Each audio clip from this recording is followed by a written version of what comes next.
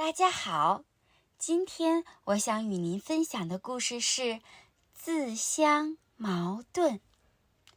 从前有一个楚国人，每天在集市上卖矛和盾来维持一家人的生活。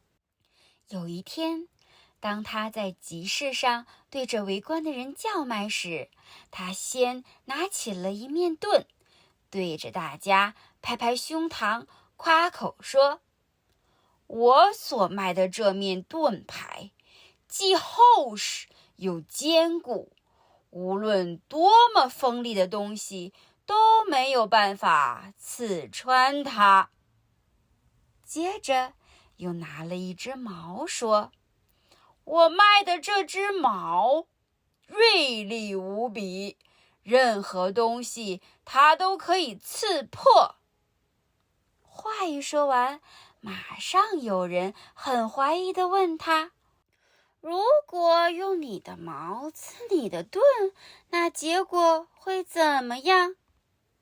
这个问题把卖矛和盾的人给考倒了，他愣在那儿，竟然一句话也答不上来。